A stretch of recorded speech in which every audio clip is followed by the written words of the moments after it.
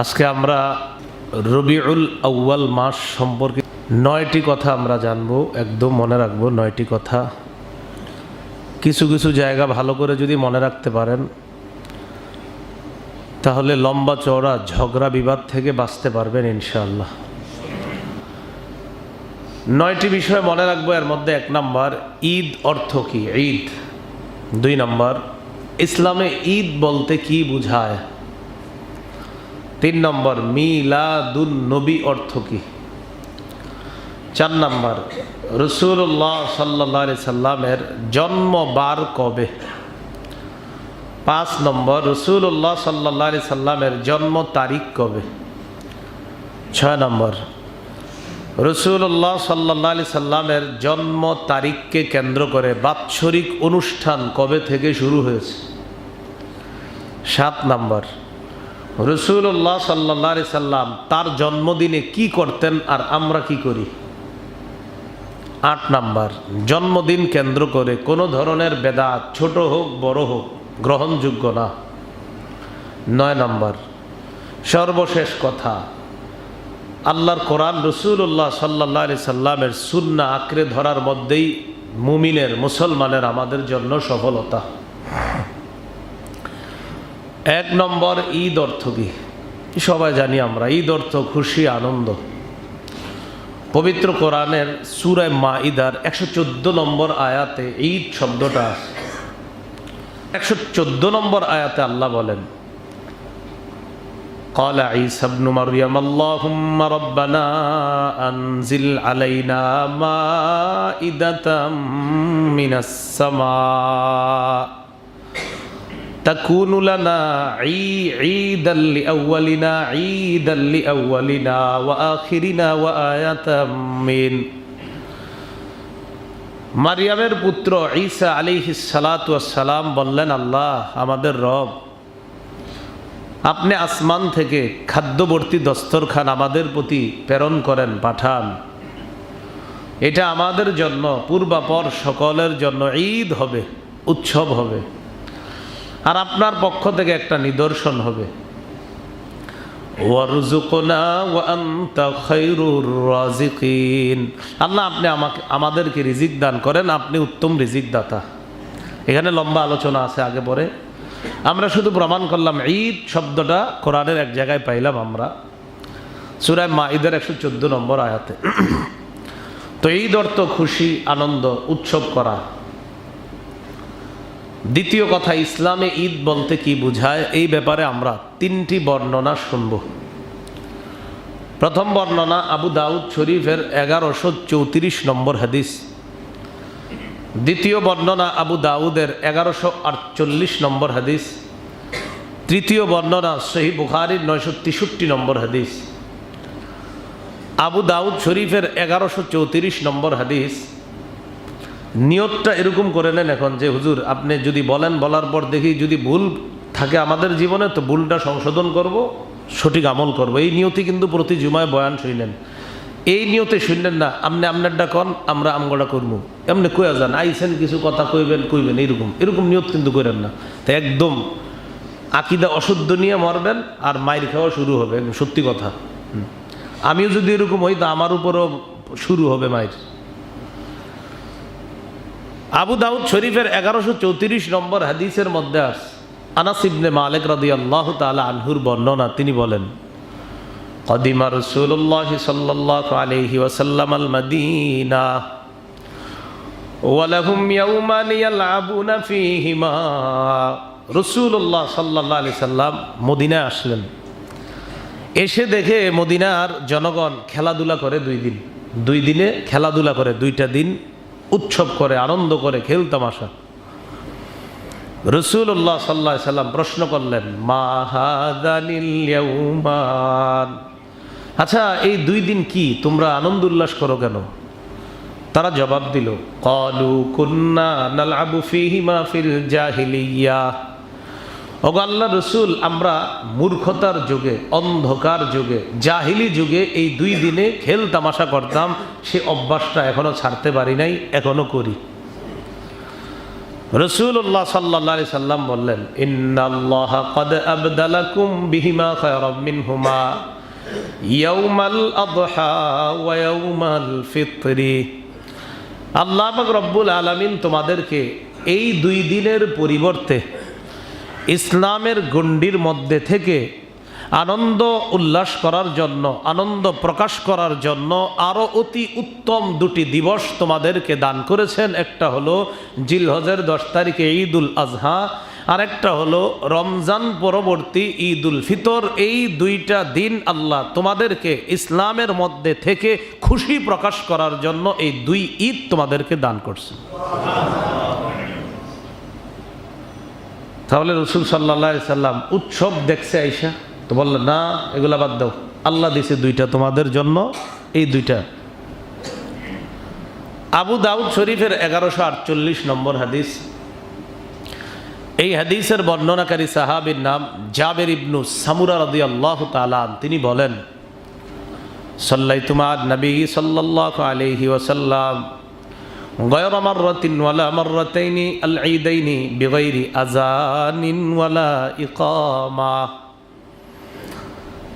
রাসূলুল্লাহ সাল্লাল্লাহু আলাইহি সাল্লামের পিছনে আমি একবার দুইবার নয়। জাবের ইবনু সামুরা রাদিয়াল্লাহু তাআলা আনহু বলেন, নবীজির সাথে, নবীজির পিছনে একবার দুইবার নয়, অনেকবার আমি আজান ইকামত ছাড়া দুই ঈদের নামাজ আদায় করেছি। একবার দুইবার না, অনেকবার আজান ইকামত ছাড়া দুই ঈদের নামাজ আদায় করেছি। জাবের ইবনে সামুরা যিনি এই হাদিসটা বর্ণনা করেছেন, তার এই বর্ণনাকৃত হাদিস থেকেও জানলাম তিনি রাসূলের পিছনে কয় ঈদের নামাজ আদায় করেছেন? বলেন কয় ঈদ? দুই। নবীজি মদিনায় আইসা দুইটা উৎসবের দিন দেখা তাদেরকে বললেন, এখন থেকে এই দুইটা বাদ, নতুন করে আল্লাহ তোমাদেরকে এর পরিবর্তে উত্তম দুটি ঈদের দিন দিয়েছে। কয়টি? তাহলে ওই হাদিস থেকে জানলাম ঈদের দিন দুইটি। আর আবু দাউদের 1148 থেকেও জানলাম ঈদের নামাজ দুইটি। আর মানে ঈদের দিন দুইটা, ওই দুই ঈদের দিন দুই ঈদের নামাজ। সহিহ বুখারীর 963 নম্বর হাদিস। ওমর ইবনুল খাত্তাব রাদিয়াল্লাহু তাআলা আনহুর ছেলে আব্দুল্লাহ ইবনে ওমর রাদিয়াল্লাহু তাআলা আনহুমার বর্ণনা। তিনি বলেন, কানা রাসূলুল্লাহ সাল্লাল্লাহু আলাইহি ওয়াসাল্লাম ওয়া আবু বকর ওয়া উমর ইউসাল্লুনাল ঈদাইন ক্বাবলাল খুতবাহ। আব্দুল্লাহ ইবনে ওমর বলেন, নবীজি, আবু বকর, ওমর, তিনজন, নবীজি, আবু বকর, ওমর তিনজন খুতবার আগে দুই ঈদের নামাজ পড়তেন। আমরাও তো খুতবার আগে ঈদের নামাজ পড়ি। তাহলে নবীজি কয় ঈদের নামাজ পড়তেন? আবু বকর কয় ঈদের নামাজ পড়তেন? ওমর ফারুক কয় ঈদের নামাজ পড়তেন? তো মুসলমানদের ইসলামের মধ্যে ঈদ বলতে কয়টা বুঝলাম? দুইটা। এগুলো আমাদের আজকে দ্বিতীয় আলোচনা। তৃতীয় আলোচনা মিলাদুন নবী। আমার সাথে বলেন, মিলাদ অর্থ বলেন জন্ম। মিলাদুন নবী অর্থ রাসূলুল্লাহ সাল্লাল্লাহু আলাইহি সাল্লামের জন্ম বা জন্ম দিবস। বলেন জন্ম দিবস। তো এই সহজ বিষয়টা, মিলাদ অর্থ জন্ম, আর মিলাদুন নবী অর্থ মুহাম্মদ সাল্লাল্লাহু আলাইহি সাল্লামের জন্ম বা জন্ম দিবস। কিন্তু এই অর্থটা যে বললাম না, এটা বলার সময় আপনাদের মাথায় কিন্তু অর্থ বলার আগে অনেক কিছু এসে গেছিল, যে না আমরা তো জানি এটা মানে এই ওইগুলা, এরকম না। মিলাদ অর্থ জন্ম, মিলাদুন নবী অর্থ মুহাম্মদ সাল্লাল্লাহু আলাইহি সাল্লামের জন্ম। আমি সত্যি বলছি, এটাই অর্থ, অন্য কিছু বুঝবেন না। এগুলো 3 নাম্বার কথা। 4 নাম্বার, নবীর জন্ম বার কবে? হাদিসের কিতাব মুসনাদে আহমদ, এই কিতাবের 4 নম্বর খণ্ড 172 নম্বর পৃষ্ঠা। হাদিসের বর্ণনাকারী সাহাবী আব্দুল্লাহ ইবনে আব্বাস রাদিয়াল্লাহু তাআলা আনহুমা, তিনি বলেন, ওয়ালিদা রাসূলুল্লাহ সাল্লাল্লাহু আলাইহি ওয়াসাল্লাম ইয়াউমাল ইসনাইন। রাসূলুল্লাহ সাল্লাল্লাহু আলাইহি সাল্লাম সোমবারে জন্মগ্রহণ করেছেন। কি বারে? সোমবারে। তাহলে মিলাদ অর্থ জন্ম, মিলাদুন নবী অর্থ রাসূলুল্লাহ সাল্লাল্লাহু আলাইহি সাল্লামের জন্ম বা জন্ম দিবস। নবীজি সাল্লাল্লাহু আলাইহি সাল্লামের জন্ম তারিখ, রাসূলুল্লাহ সাল্লাল্লাহু আলাইহি সাল্লামের জন্ম তারিখ নিয়ে আল বিদায়া ওয়ান নিহায়া কিতাবে 60টি অভিমত পাওয়া যায়। কয়টি? 60টি। 1 নম্বর, রাসূলুল্লাহ সাল্লাল্লাহু আলাইহি সাল্লামের জন্ম 2 রবিউল আউয়াল। 2 নম্বর অভিমত, নবীজির জন্ম 8ই রবিউল আউয়াল। তৃতীয় অভিমত, রাসূলুল্লাহ সাল্লাল্লাহু আলাইহি সাল্লামের জন্ম 10ই রবিউল আউয়াল। 4, রাসূলুল্লাহ সাল্লাল্লাহু আলাইহি সাল্লামের জন্ম 12ই রবিউল আউয়াল। 5, রাসূলুল্লাহ সাল্লাল্লাহু আলাইহি সাল্লামের জন্ম 17ই রবিউল আউয়াল। 6, রাসূলুল্লাহ সাল্লাল্লাহু আলাইহি সাল্লামের জন্ম রবিউল আউয়াল মাসের 8 দিন বাকি থাকতে। বলতে পারেন হুজুর তারিখটা বললেই তো হয়, যা লেখছি কিতাবে সেটাই বলতেছি আপনাদেরকে। 8 দিন বাকি থাকতে সেখানে লেখা, তাই আমিও বললাম 8 দিন বাকি থাকতে। 7 নাম্বার, রাসূলুল্লাহ সাল্লাল্লাহু আলাইহি সাল্লামের জন্ম 12ই রমজান। কত? 12ই রমজান। দেখছেন, 7টা অভিমত যারা পেশ করছে, প্রত্যেক অভিমতের পিছনে তারা যথেষ্ট দলিল প্রমাণ পেশ করেছে। এবং আপনি যে ফেলে দিবেন তাদের দলিল এমন না, এবং সবাই আপনার কঠিন কঠিন যুক্তি দলিল পেশ করছে। এরপরেও আপনার সূত্রের বিবেচনায়, সূত্রের মধ্যে আপনার মিথ্যাবাদী যদি থাকে, দুর্বল যদি থাকে, মেধা যদি কম থাকে, এদেরকে ফেলে দেওয়া হয়। তো সূত্রের বিবেচনায় ইবনে কাসির রহমতুল্লাহি আলাই 4টা অভিমতকে খণ্ডন করেছেন। বিভিন্ন প্রমাণাদির মাধ্যমে উনি 4টি অভিমত খণ্ডন করে 3টা অভিমতকে ইনি স্থান দিয়েছেন। 7টার মধ্যে 4টা গেলে থাকে কয়টা? 3টা। এই 3টা কি কি? 2, 8, 12। 2, 8, 12 রবিউল আউয়াল। তাহলে 2 রবিউল আউয়াল, 8ই রবিউল আউয়াল, 12ই রবিউল আউয়াল। তাহলে 2 রবিউল আউয়াল সূত্রের বিবেচনা এটা বাদ হয়ে যায়। বাকি রইল 2টা, 8 এবং 12। যারা বলছে রাসূল সাল্লাল্লাহু আলাইহি সাল্লামের জন্ম 8ই রবিউল আউয়াল, ইমামুল মাগাজি মুহাম্মদ ইবনে ইসহাক রহমতুল্লাহি আলাইহি বলেন, কানা মাউলিদুহু সাল্লাল্লাহু আলাইহি ওয়াসাল্লাম আমাল ফিল। আল্লাহ রাসূল সাল্লাল্লাহু আলাইহি সাল্লামের জন্ম হস্তি বাহিনী যেই বছর কাবায় হামলা চালানোর জন্য এসেছিল, ওই বছর নবীর জন্ম। এই হস্তি বাহিনী যে বছর কাবায় হামলা চালিয়েছে, ওই বছর রাসূলুল্লাহ সাল্লাল্লাহু আলাইহি সাল্লামের জন্ম। এ ব্যাপারে সারা দুনিয়ার ওলামায়ে কেরাম একমত, এখানে কারো দ্বিমত নেই। তবে কবে জন্মটা হয়েছে হস্তি বাহিনীর বছর মনে রাখবেন, কাবায় যেদিন হাতির বাহিনী হামলা চালিয়েছে আর 50 দিন পর আল্লাহ রাসূল সাল্লাল্লাহু আলাইহি সাল্লাম দুনিয়াতে আসছে। কাবায় হামলা চালাইছে যেদিন, এর কয়দিন পর? তো এখন আমরা যদি কাবায় হামলার তারিখটা বের করে ফেলতে পারি, তাহলে তো রসুলের জন্মদিন বের করা সহজ। কাবায় হামলা চালিয়েছে হস্তি বাহিনী যেদিন, সেই দিনটা হলো মুহররম মাসের 13 দিন বাকি থাকতে। কোন মাসের? এই দিন বাকি কেন বলে জানেন? ওই যে চন্দ্র মাসের একটা হিসাব আছে তো, বিষয়গুলা রাত দিনে আপনার তারিখে কিন্তু ইয়া হয়। যেমন আজকে সূর্য ডুবার পরপর কিন্তু আপনার কালকের চন্দ্র মাসের তারিখ শুরু হয়ে যায়। তো এই জন্য এরা এইভাবে বলে। মুহররম মাসের 13 দিন বাকি থাকতে নবীর জন্ম। তাহলে মুহররমের 13 দিন আমরা পেয়ে গেলাম। 50 দিন হইতে বাকি আরো কত? 37 দিন। 13 দিন হইলে আরো 37 দিন বাকি না? আচ্ছা, সফর মাসের 29 দিন নেই, মুহররমের পরের মাসের নাম কি? সফর। সফরের যদি 29 দিনও নেই, 29 আর 13 হয় কত? 42। 29 আর 13 যদি 42 হয়, 50 হইতে বাকি আরো 8 দিন। সফরের পরের মাসের নাম কি? কয় নাম? রবিউল আউয়াল। হ্যাঁ, তো রবিউল আউয়ালের 8 দিন নিলে 50 দিন হয়ে যায়। অতএব রসুলের জন্ম 8ই রবিউল আউয়াল। এই জন্য মনে রাখবেন, গবেষক ওলামায়ে কেরামদের নিকট, কি বললাম? গবেষক, বিচক্ষণ, বিদগ্ধ ওলামায়ে কেরামের নিকট রসুলের জন্ম 8 অথবা 9 রবিউল আউয়াল, এই কথাটি প্রসিদ্ধ নয়, বরং বিশুদ্ধ। কি এই কথাটি বলেন? বিশুদ্ধ। হ্যাঁ, বাকি প্রসিদ্ধ হয়ে গেছে রসুলের জন্ম 12ই রবিউল আউয়াল। খুব মনোযোগ দিয়ে শোনেন। তাহলে 8 বা 9 নবীজির জন্ম গবেষক, বিদগ্ধ, বিচক্ষণ ওলামাদের নিকট 8 অথবা 9, এটাই বিশুদ্ধ। তাহলে 12ই রবিউল আউয়াল। 12ই রবিউল আউয়াল নবীর জন্ম, এই কথাটি প্রসিদ্ধ। 2টা বাংলা মুখস্থ রাখেন, এই কথাটি প্রসিদ্ধ। আর আগেরটি বললাম বিশুদ্ধ। হ্যাঁ, যারা বলছে রসুলের জন্ম 12ই রবিউল আউয়াল, বর্ণনাটি এমন, ওয়ালিদা রাসূলুল্লাহ সাল্লাল্লাহু আলাইহি ওয়াসাল্লাম ইয়াউমাল ইসনাইনিস সানি আশারা মিন শাহরি রবিউল আউয়াল। আল্লাহ রসুলের জন্ম রবিউল আউয়াল মাসের 12 তারিখে। এখন এই কথাটি প্রসিদ্ধ, কিন্তু এই কথাটি বিশুদ্ধ না। প্রসিদ্ধ কিন্তু 8 বা 9-এর মতো এটা বিশুদ্ধ না, প্রসিদ্ধ। যদিও অনেকের মতে 12, কিন্তু এটা শুধু আপনি মতভেদের মধ্যেই রাখেন, এটা ঝগড়ার মধ্যে নিয়ে যাবেন না। কেউ যদি বলে 12, হ্যাঁ ঠিক আছে 12, কেউ যদি বলে 8, 9, কিন্তু আপনি ঝগড়া থেকে বাঁচার জন্য কি করবেন জানেন? যে নবীর জন্ম কবে, কইবেন যে 8 থেকে 12-এর মধ্যে। আর ঝগড়া হবে না, কবেন 8 থেকে 12-এর মধ্যে, এটা বলবেন, তারা সমস্যা হবে না। তো 12ই রবিউল আউয়ালের সনদের মধ্যে ওই যে সূত্র, এই সূত্রের মধ্যে 2 জন আছে। একজনের নাম আফফান আর একজনের নাম সাঈদ। বলেন তো সূত্রে কয়জন আছে? 2 জন। আচ্ছা, আপনি যে বললেন 12ই রবিউল আউয়াল, কেমনে জানলেন? কয় আফফান বলছে। আচ্ছা, আফফান জানছে কোত্থেকে? কয় সাঈদ বলছে।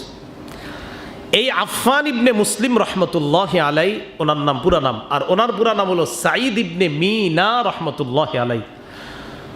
ঘটনা হলো এই দুজনই বুখারী মুসলিমের মধ্যে বর্ণনাকারী, দুজনই সিকা বা বিশ্বস্ত বর্ণনাকারী। আফফান ইবনে মুসলিম তিনিও বিশ্বস্ত, সাঈদ ইবনে মিনা তিনিও বিশ্বস্ত। বিশ্বস্ত 2 জন সূত্রে থাকার পরেও 12ই রবিউল আউয়াল শুধু প্রসিদ্ধ হবে কেন, বিশুদ্ধ কেন নয়? খুব মন দিয়ে বুঝছেন। বলেন তো সূত্রে যে 2 জন আছে, 2 জন কি অবিশ্বস্ত না বিশ্বস্ত? বিশ্বস্ত মানে বুখারী মুসলিমে তাদের হাদিস আছে, তো তাদের হাদিস তো বাদ দেওয়া যাবে না। ঘটনাটা কি ঘটছে, যে ঘটনা ঘটার কারণে আপনার এটা নেওয়া যাচ্ছে না। দেখেন, আফফান ইবনে মুসলিম তিনিও বিশ্বস্ত, সাঈদ তিনিও বিশ্বস্ত। মজার ব্যাপার হলো এই আফফান যিনি ছাত্র, তার জন্ম হলো 134 হিজরিতে, আর উস্তাদ সাঈদের মৃত্যু হলো 110 হিজরিতে। কি বুঝছে আল্লাহ জানে। উস্তাদের মৃত্যু 110-এ, ছাত্রের জন্ম 134-এ। আবার বলছি, উস্তাদের মৃত্যু 110 হিজরিতে, ছাত্রের জন্ম 134। এরা কি উস্তাদ ছাত্র? এই তো মাশাআল্লাহ বুঝছেন। উস্তাদের মৃত্যু 110 হিজরিতে, ছাত্রের জন্ম 134, মানে 24 বছর পর ছাত্রের জন্ম। এর মানে তারা ছাত্র উস্তাদ না, মাঝখানে কেউ একজন ছিল, এটা বিচ্ছিন্ন হয়ে গেছে। বিচ্ছিন্নতার আরবি হলো ইনকিতা। সূত্রে যদি কোনো ইনকিতা আসে বা বিচ্ছিন্নতা, এই সূত্রের বর্ণনাকৃত বর্ণনাকে বলা হয় মুনকাতি। দলিল হিসাবে হাদিসে মুনকাতি গ্রহণযোগ্য না। বিচ্ছিন্ন সূত্রের সনদের বর্ণনা এটা গ্রহণযোগ্য না। তাহলে 2 জনই বিশ্বস্ত, কিন্তু দুজনের কোনো সমস্যা না, মাঝখানে কেউ একজন ঝামেলা করছে। এই জন্য এই বর্ণনাটি শুধু প্রসিদ্ধ বলা যাবে, এটাকে বিশুদ্ধ বলা যায় না। এটা হলো মুনকাতি। ওই যে আপনি বাংলা মনে রাখেন যে সূত্রের বিচ্ছিন্নতা হয়ে গেছে, উস্তাদের মৃত্যু 110-এ, ছাত্রের জন্ম হয়েছে এর 24 বছর পর 134-এ, মাঝখানে বিচ্ছিন্নতা হয়ে গেছে সূত্রের মধ্যে। ওই বিচ্ছিন্ন হওয়ার কারণে এই সূত্রের বর্ণনাটি গ্রহণযোগ্য হচ্ছে না, এটা গ্রহণ করা যাচ্ছে না। তাই 12ই রবিউল আউয়াল সর্বোচ্চ প্রসিদ্ধ বলা যাবে, এবং বিদগ্ধ আলেমদের নিকট 8 বা 9 বিশুদ্ধ, আর 12 তারিখটি সারা পৃথিবীতে এটা প্রসিদ্ধ হয়ে গেছে। এই এরপরে আপনার যদি কেউ আপনার সাথে এরকম বলে না আমি মানি না, আপনি সমস্যা নেই ভাই, এটা কবরেও জিজ্ঞাসা করবেন এই প্রশ্ন, নবীজির জন্ম কবে ছিল এটা আপনার কিয়ামতের মাঠেও জিজ্ঞাসা করাবেন, এই ব্যাপারে আপনি শিওর থাকেন। 6 নম্বর আলোচনা, রাসূলুল্লাহ সাল্লাল্লাহু আলাইহি সাল্লামের জন্মদিনকে কেন্দ্র করে, জন্ম তারিখ কেন্দ্র করে বাৎসরিক অনুষ্ঠান কবে থেকে শুরু হলো। দেশের নাম ইরাক, শহরের নাম মুসুল, বাদশার পুরা নাম হলো বাদশাহ আবু সাঈদ মুজাফফর কাউকারি, তার মৃত্যু হলো 630 হিজরিতে। আর এই বাদশাহ যেই হুজুরি দিয়া কাজটা শুরু করছে তার নাম আবুল খাত্তাব, পুরা নাম ওমর ইবনে দিহিয়া, তার মৃত্যু 633 হিজরিতে। সর্বপ্রথম যখন বাৎসরিক অনুষ্ঠানটা শুরু করেছে সেই হিজরি সনটা ছিল 604 হিজরি, মানে আমার নবী বিদায় নেওয়ার পর প্রায় 604 বছর পর আল্লাহ রসুল সাল্লাল্লাহু আলাইহি সাল্লামের জন্মদিনটা বাৎসরিকভাবে অনুষ্ঠান পালন সূচনা হয়। কি কথা বুঝে আসছে? আচ্ছা, এবার আমাদের 7 নম্বর আলোচনা, গুরুত্বপূর্ণ আলোচনা। নবীর জন্মদিনে নবীজি কি করতেন? নবীর জন্মদিনে নবীজি কি করতেন? এখন সহজ বিষয়, ঝগড়া টগড়া থেকে বাঁচার উপায়, যে ভাই এটা সেটা বুঝি না, নবী জন্মদিনে যা করতেন আমিও তা করবো। নবীজি জন্মদিনে যা করতেন আমিও তা করবো ইনশাল্লাহ। বলেন সবাই, আমরা নবীর জন্মদিনে সে আমল করার চেষ্টা করব যে আমল নবীজি করেছেন। এটা করলে কিন্তু আপনার সাথে কেউ ঝগড়া আসবে না, বলবে না থাক বেড়ায় বেড়াটা করুক, নবীরটা করতেছে, এনে তো আপনি ঝগড়া করা মানে নবীর আমলের উপরে আঘাত করা, এটা সাহস কে করবে না। মুসলিম শরীফের 1162 নম্বর হাদিস, মাদ্রাসা পাঠ্যপুস্তক অনুসারে মোট হাদিস সংখ্যা হবে 3033টা। এই হাদিসের মধ্যে আসছে রাসূলুল্লাহ সাল্লাল্লাহু আলাইহি সাল্লামকে প্রশ্ন করা হলো, সুইলা রাসূলুল্লাহ সাল্লাল্লাহু আলাইহি ওয়াসাল্লাম আন সাওমিহি, আল্লাহ রসুলকে নফল রোজা সম্পর্কে জিজ্ঞাসা করা হলো, নফল রোজা। ফাগাদিবা রাসূলুল্লাহ সাল্লাল্লাহু আলাইহি ওয়াসাল্লাম, একটু রাগ হয়ে গেছে, এত প্রশ্ন করো কেন? নবীজি সাল্লাল্লাহু আলাইহি সাল্লাম একটু রাগ হওয়ার কারণে ওমর ইবনুল খাত্তাব রাদিয়াল্লাহু তাআলা আনহু বললেন, রাদিনা বিল্লাহি রাব্বা, আমরা আল্লাহকে রব হিসাবে পেয়ে খুশি, আলহামদুলিল্লাহ। ওয়া বিল ইসলামি দীনা, আমরা ইসলামকে ধর্ম হিসাবে পেয়ে খুশি, আলহামদুলিল্লাহ। ওয়া বি মুহাম্মাদিন রাসূলা, আমরা মুহাম্মদ সাল্লাল্লাহু আলাইহি সাল্লামকে রাসূল হিসাবে পেয়ে খুশি। ওয়া বি বাইআতিনা বাইআতা, আমরা মুহাম্মদ সাল্লাল্লাহু আলাইহি সাল্লামের হাতে বায়াত হয়ে সন্তুষ্ট আছি, খুশি আছি, আলহামদুলিল্লাহ। ওয়াসুইলা আন সাওমি ইয়াউমিল ইসনাইন, হুজুর সোমবারের রোজার ব্যাপারে জানতে চাই, কি বার? নবীজি জবাব দিলেন, ইয়াউমুন উলিদতু ফীহি, আমি সোমবারে রোজা রাখি এই কারণে, কারণ সোমবারে আমার জন্ম। সুবহানাল্লাহ। আপনারা জবাব দেবেন, আমি প্রশ্ন করি, যদি আপনাদের কাউরে বলি আচ্ছা সোমবারে নবী কেন রোজা রাখতেন, বলেন তো কি উত্তর? নবী। এবার আপনারে যদি আমি কই ভাই সোমবারে আপনি রোজা রাখেন কেন, তো কি জবাবটা হবে? ভাই আমার নবী জন্ম সোমবারে, নবী রোজা রাখতেন তাই আমিও সোমবারে রোজা রাখি, সোজা কথা। তাহলে রাসূল সাল্লাল্লাহু আলাইহি সাল্লাম বললেন সোমবারে আমার জন্ম, সোমবারে আমি রোজা রাখি, এই জন্য শুকরিয়া আদায় করার জন্য। শোনো, সোমবারে আমার জন্ম শুধু তা না, বুইসতু ফীহি, সোমবারে আমারে নবুয়ত দেওয়া হয়েছে। শুধু এই কারণে না, উনজালা আলাইয়া, সোমবারে আমাকে কোরআন দেওয়া হয়েছে। আরেকটা কারণ আছে, তুরাদুল আমাল ইলাল্লাহ ফি কুল্লি ইয়াউমি খামিসিন ওয়া ইসনাইন, প্রতি বৃহস্পতিবার আর সোমবার আমল নামা আল্লাহর কাছে যায়, তাই আমি রোজা অবস্থায় আমার আমল আল্লাহর কাছে পাঠাইতে চাই। এখন বলেন তো, নবীজি সোমবারে রোজা রাখতেন, তার জন্ম সোমবারে, বছরে একদিন সোমবার, তাহলে সোমবারটা কি বাৎসরিক না সাপ্তাহিক?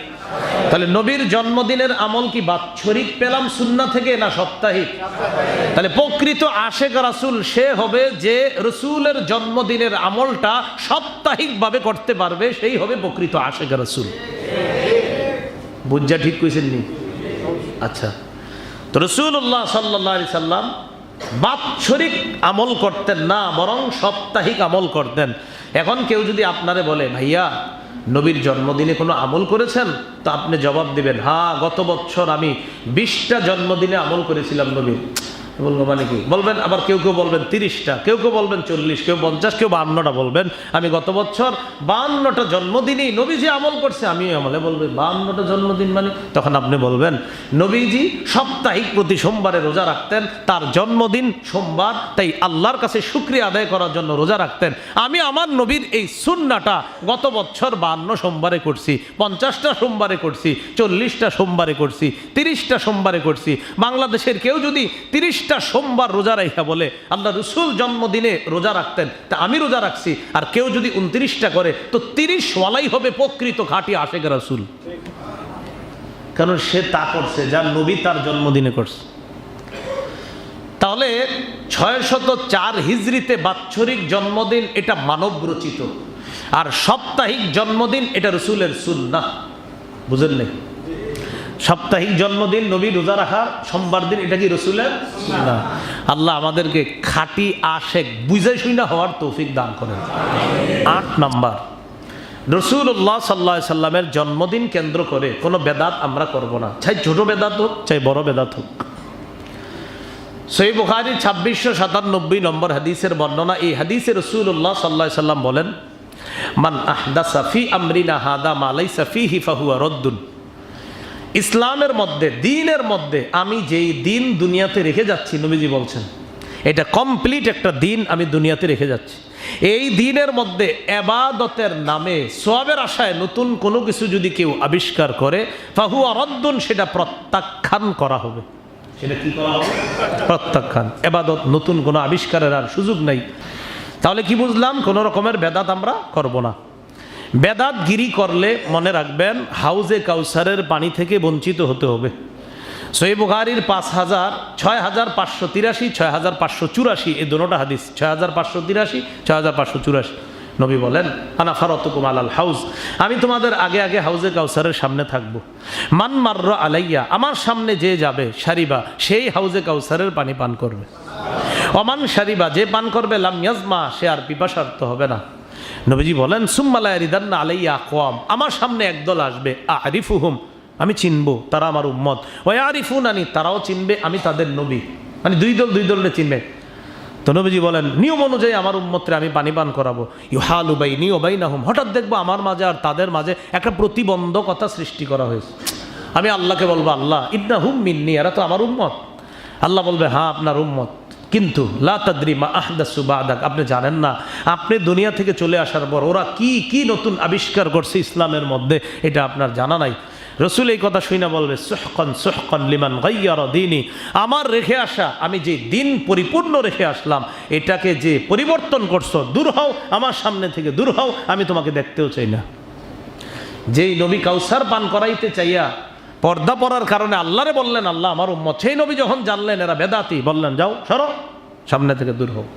আল্লাহ পাক রব্বুল আলামিন আমাদের সকলকে যে কথাগুলো আজকে শুনলাম বললাম আমল করার তৌফিক দান করেন।